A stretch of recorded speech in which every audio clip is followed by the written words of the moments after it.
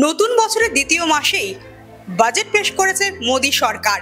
আর এই বাজেটে অনেক কিছুই ছাড় যেমন দেওয়া হয়েছে, অনেক অভিনব উদ্যোগও নেওয়া হয়েছে। আর এই বাজেট নিয়েই আজ পর্যালোচনা করব।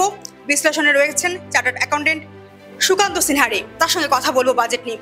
এই যে বাজেট 12% কর ছাড়ের কথা বলা হচ্ছে, গোটা বিষয়টাকে কিভাবে দেখছেন? কি ভালো হলো, কি খারাপ হলো? আমাদের এই 2025-26 ফাইন্যান্সিয়াল ইয়ারের যে বাজেট, এখানে কিন্তু মেজর পোর্শনটাই ভালো হয়েছে। তো আপনি যে এই 12 লাখ টাকা ছাড়ের কথা বললেন, এইটা সত্যিকারেরই যারা মিডিল ক্লাস পিপল আছে তাদের জন্য অনেকটা ট্যাক্স সেভ হবে।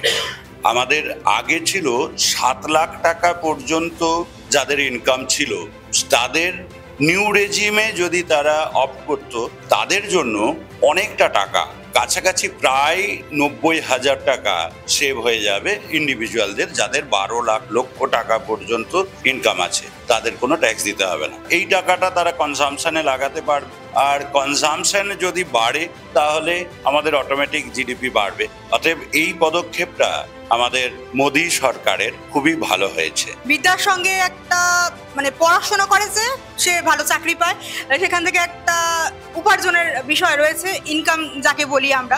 তো এই যে দেশের অর্থনীতি, সেইটা কতটা উঠবে বা নামবে, সেটাতে কি তারতম্য হতে পারে?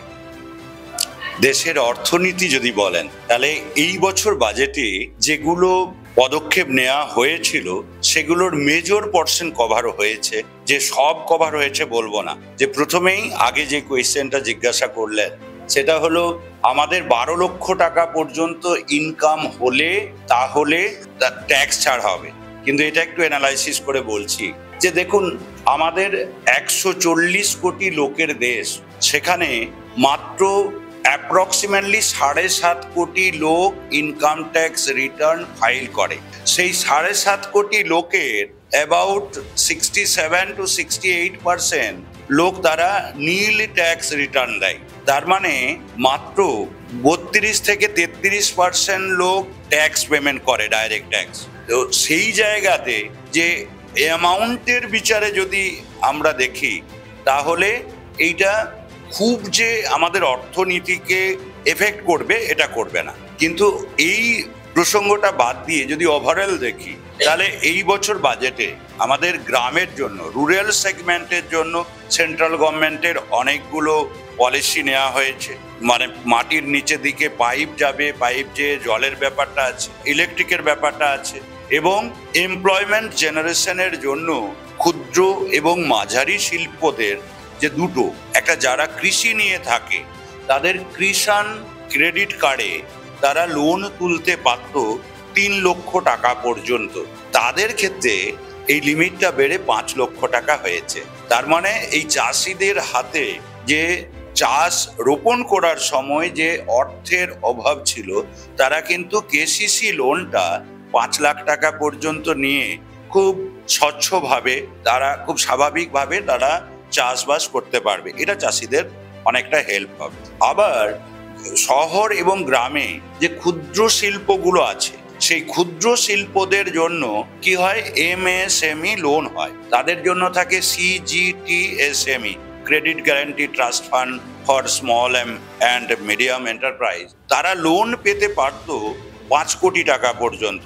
সেই লিমিটটাকে বাড়িয়ে দিয়ে 10 কোটি টাকা করেছে। মানে এই যে MSME লোন পেলে, মেনলি তো একটা ব্যবসা শুরু করতে গেলে মূলধন লাগে, ব্যবসা চালানোর জন্য মূলধন লাগে। যারা ফার্স্ট জেনারেশন ব্যবসাদার, তাদের তো সবসময় একটা ব্যবসা শুরু করার বা ব্যবসা চালানোর মূলধনের অভাব থাকে, সেইটা মিটবে।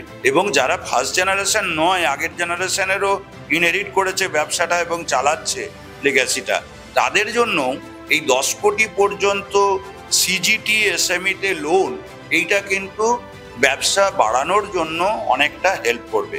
এবং ছোট ছোট ব্যবসা বাড়লে এমপ্লয়মেন্ট জেনারেশন হবে। নেক্সট পার্ট হচ্ছে যে আমাদের সারা পৃথিবীর এই অর্থনৈতিক একটা ভোলাটাইল পজিশনে সমস্ত দেশই চাইছে যে তাদের দেশের যা জিনিসপত্র লাগবে সেটা তাদের নিজেদের দেশে এটা উৎপাদন করবে। হয়তো অনেক দেশে লেবারটা একটা ফ্যাক্টর, লেবারটা নেই, বাট আজকের দিনে টেকনোলজি এবং প্রযুক্তি ডেভেলপমেন্টের যুগে তারা মেশিন ওরিয়েন্টেড হয়ে গেছে, মেশিন দিয়ে প্রোডাকশন করবে। তারা ইন্ডিয়াতে লেবার কস্ট কম বা আমাদের উৎপাদনের যে সহযোগী পরিবেশ আছে সেখানে আসতে চাইছিল না। তার জন্য কি হবে, এক্সপোর্ট এবং ইম্পোর্ট করার জন্য কাস্টমসের অনেকগুলো পলিসি লিবারালাইজড করেছে। জিএসটির কিছু জিনিস ইম্পোর্ট এক্সপোর্টের জন্য লিবারাল হয়েছে এবং একটা স্পেশাল কমিশন বসানো হয়েছে যারা বিদেশ থেকে এসে ইন্ডিয়াতে ব্যবসা করবে তাদেরকে একটা স্পেশাল কমিশন প্রত্যেকটা রাজ্যের সঙ্গে, যে রাজ্যে উৎপাদন শিল্পটা ইনস্টল করা হবে সেই রাজ্যের সঙ্গে যৌথভাবে একটা কমিটি তৈরি করে যারা ব্যবসা করবে তাদেরকে হেল্প করা হবে, অ্যাজ ওয়েল অ্যাজ তাদেরকে কিছু একটা ট্যাক্সও ছাড় দেওয়া হবে আপ টু 5 ইয়ার্স।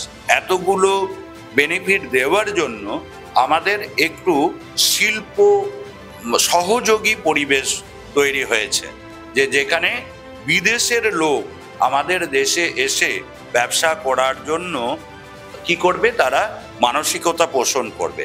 আর একটা মোস্ট ইম্পর্টেন্ট জিনিস যেটা এফডিআই, ফরেন ডাইরেক্ট ইনভেস্টমেন্ট, এখানে একটা রেস্ট্রিকশন ছিল যে 76% পর্যন্ত ম্যাক্সিমাম তারা ইনভেস্ট করতে পারত।